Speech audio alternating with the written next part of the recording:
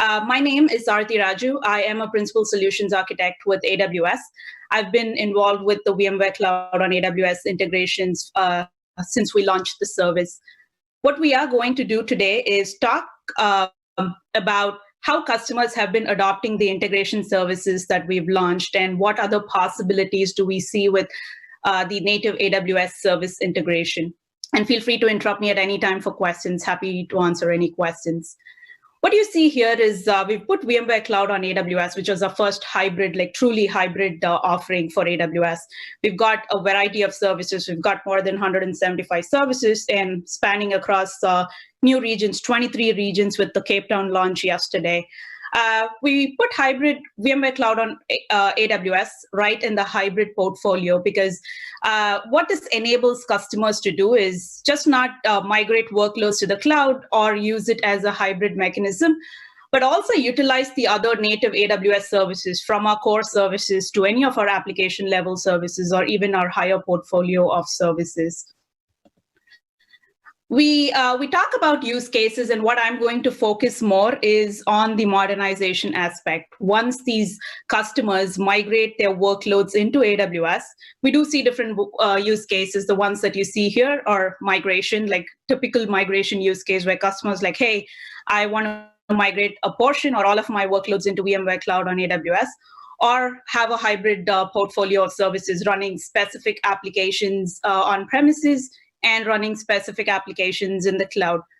Supplemental capacity is something that we see often, especially with the COVID-19. Everybody wants to grow their footprint, and this is an easy mechanism for them to spin up new capacity.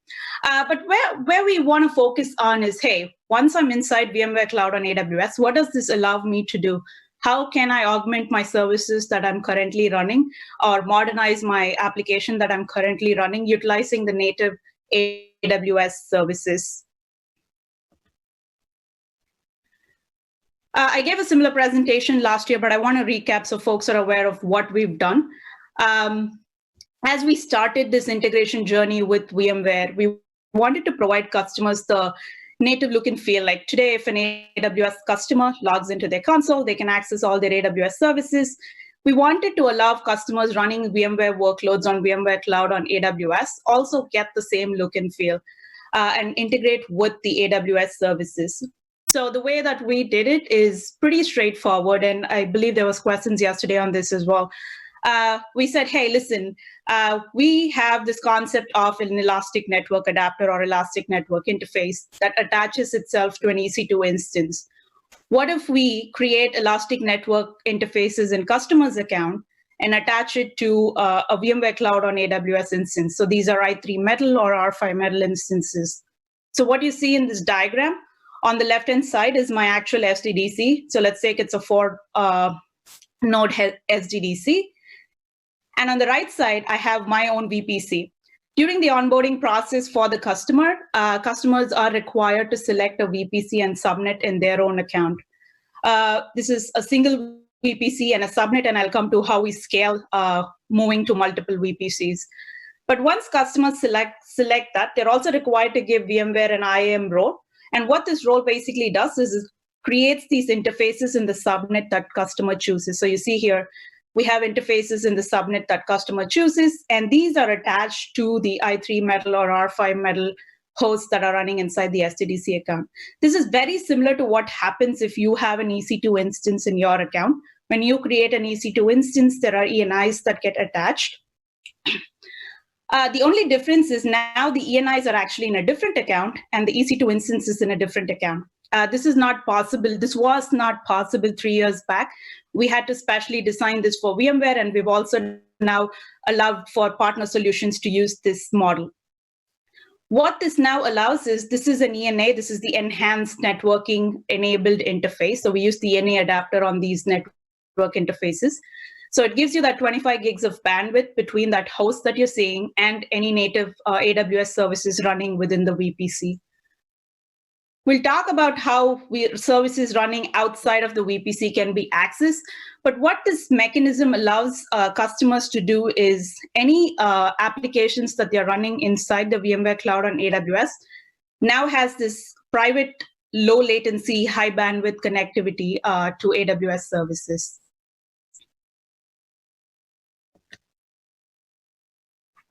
What we've been seeing with customers, right? Like we've got this native connectivity path, and what we've been seeing from customers is a couple of different things. If you zoom in on the picture that I had earlier, it's the same picture. What I'm just doing is taking a single host here. So you have i3 hosts on the left-hand side. You have my ENI, which is shown in VPC subnet 1, and I might run additional services like RDS, or FSX in multiple subnets.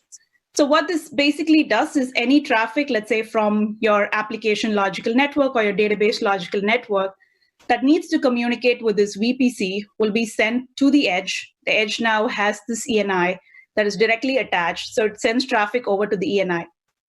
An important construct of VPC is the local route that VPCs have. So if you remember, when you create a VPC, you always get a local route in your routing table. This is not, you cannot go ahead and delete this route. So what that route basically symbolizes is it says, hey, any traffic to the VPC CIDR block, in this case, our customer's VPC CIDR block, knows how to route itself. It has an implicit router. It knows how to route to the entire VPC. So what this allows us to do is any applications that I'm running can communicate to any subnets on the other side. And this is a one-on-one connectivity. So I can have a single SDDC connect to a single VPC on my side. Arthi, can I ask a quick question there? Yes, of course. So this doesn't export any security credentials or any other sort of techniques to be able to secure the application from the VMC side into the Amazon account. This is just purely a network pipe, if you like. So you're effectively still providing, or you're still exposing an untrusted connection into your AWS account. Yeah, that question is twofold, right? So on the first, yes, it's purely a network path between the VMware Cloud on AWS onto the customer's account. There is a specific IAM policy that customers have to assign for the VMware account that assumes this role, and it's called cross-account network operations, and it has very specific IAM policies on what it can do. From a security side, you still have the controls, like on the subnet, on the customers VPC, you still have your route tables and access lists that customers can use to control like what traffic can actually flow into this VPC. Just because I have this network path between both these environments, it doesn't mean all traffic can communicate with each other. There are security controls that can be put on the security group or access lists on the customer's VPC.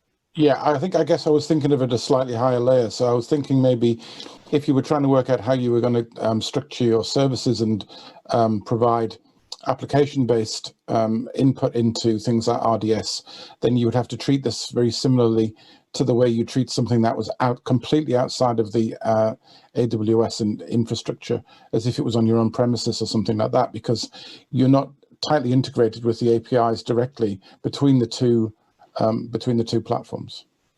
Yeah, so any like credentials, like making calls from the application itself, it will still need some sort of security. Like if I'm accessing an S3 bucket from a VM, you'll still need some like your private key or any like IAM role credentials into the VM itself. So yes, for the VM itself, there's no like IAM role that the VM can assume. So we like think about it as like how within a VPC, like instances can assume roles to communicate. It's still considered outside, but yeah. Okay. So effectively what this is you're allowing a host from one account to use an interface to attach to a subnet in another account. Yeah. We looked into other mechanisms. We looked into VPC peering. We looked into, well, what was available at that time in 2016 when we designed the service. VPC peering, we looked at VPN. I know you don't like VPNs, but we looked into VPNs. And VPC peering doesn't work because we don't understand the overlay network concept at all in AWS. So we don't know what these networks are. So this provided us, at least for customers who have the single VPC, this provided a better mechanism to communicate, at least from a network path perspective. Thank you. An additional question. The VMs that are on VMC on AWS, do they share a single IP address inside the subnet, or do they get separate? Do they get their own IP addresses inside the VPC subnet, which would then let me use security groups much more effectively? So if I understand the question right, the VMs on the VMC side have their own IP addresses. So we don't ask them to like NAT it to a single IP when it comes to reach the EC2 instances. It can have its own IP addresses. So that way on the security group, you can actually limit based on like specific CIDR blocks or /28 or /24, depending on the range. So it's a routed connection between the IP addresses inside my VMC on AWS and that IP address inside the VPC subnet, and I'd need to update my route tables to pass back through that way. Yeah. So all we're telling is, hey, this interface knows how to route it, send it to this interface, and set security rules on this interface so it knows to accept your connection. Yeah.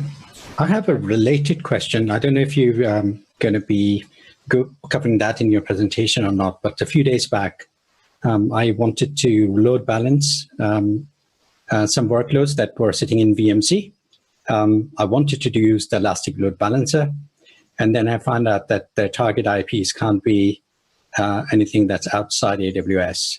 I think it used to be the case. ALB can do that. the classic one can't. Yeah, why is that right. now? It's still the same.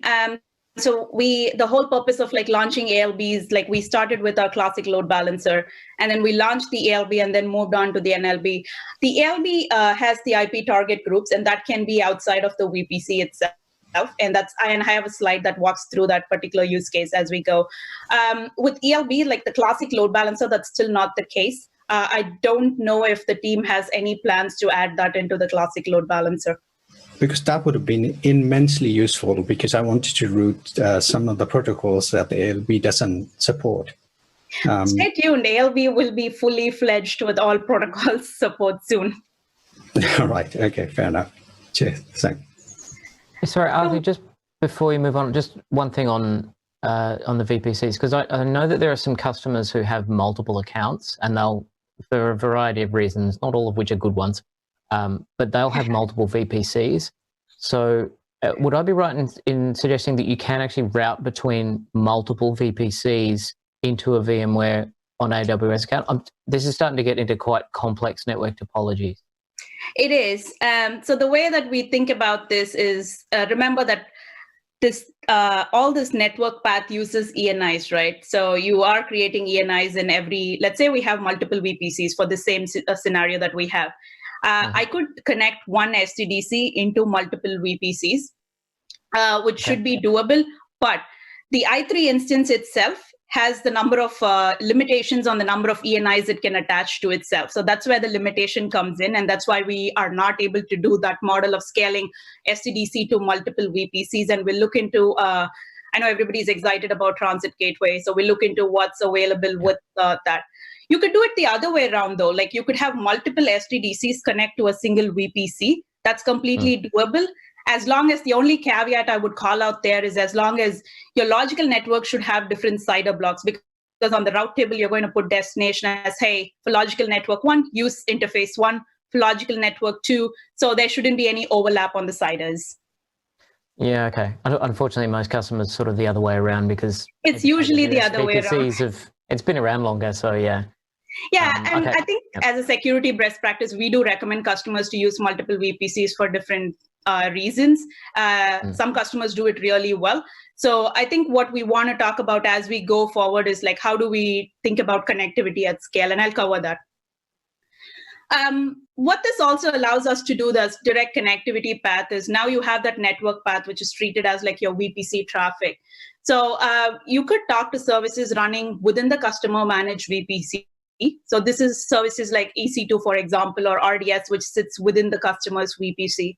But we also have mechanisms to communicate to services outside of the VPC.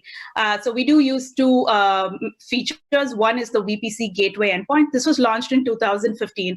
So when we launched it, we initially launched it only for S3 and then added DynamoDB to it. What this enables customers to do is create a gateway endpoint within the VPC. All it does is any traffic from that VPC going to S3 now doesn't have to go publicly routed to the internet. It has a private endpoint that talks to S3 buckets in the same region.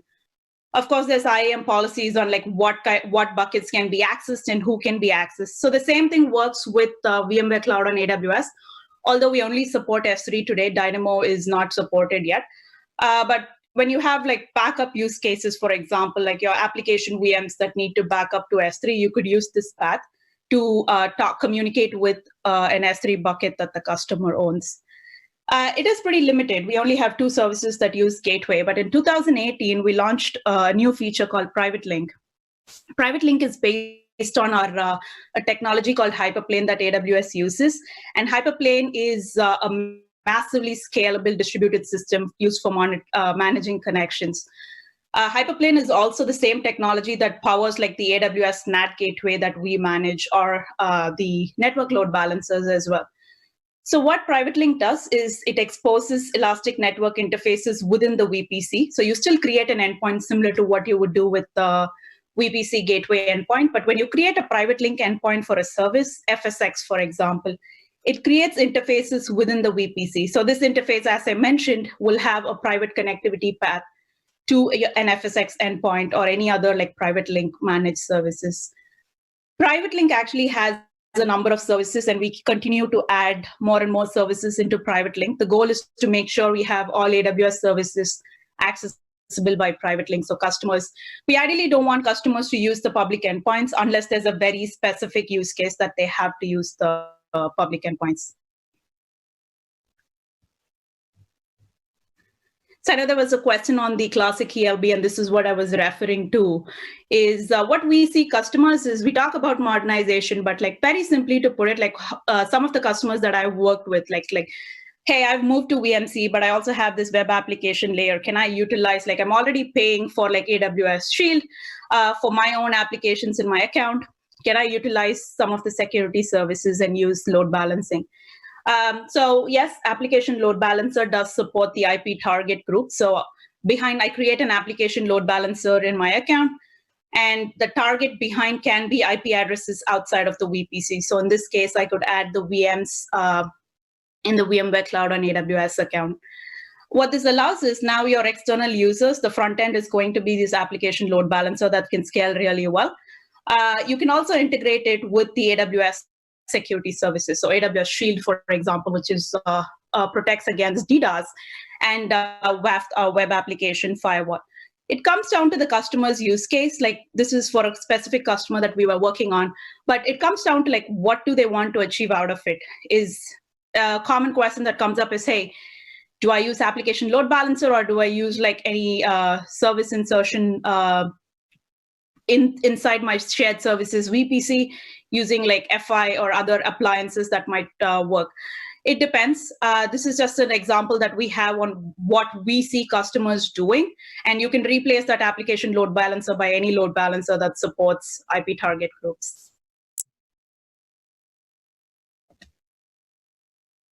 This was an interesting use case. Most of our customers today use CloudWatch, which is our monitoring solution. They either use CloudWatch directly, consume with CloudWatch logs, or they also push all these logs into like our partner solutions. Datadog or Sumo Logic is pretty popular. So a common pattern that we see is like, hey, I'm already using these partner solutions, or I'm already using CloudWatch. Can I just get all my logs in the same environment? So you could do it. As I mentioned, CloudWatch endpoint is available on Private Link. So you could actually send all these traffic to the CloudWatch endpoint using your cross-account ENI, and then that gets sent to your CloudWatch dashboard. One thing that I failed to mention is with the cross-account ENI, remember this diagram here. So any traffic from VMware Cloud on AWS into VPC subnet 1, and that's the subnet hosting the elastic network interface, there's no egress charges because it's considered as data transferring between the same availability zones. So customers actually can benefit out of this without any like data transfer charges across AZs. But if there's traffic going from, let's say, VMware Cloud on AWS VMs into that RDS that's residing in VPC subnet 2, then there's going to be the standard AWS charges. And this is very standard because even today, if customers are operating within a VPC and they communicate between subnets, they know the data transfer charges apply.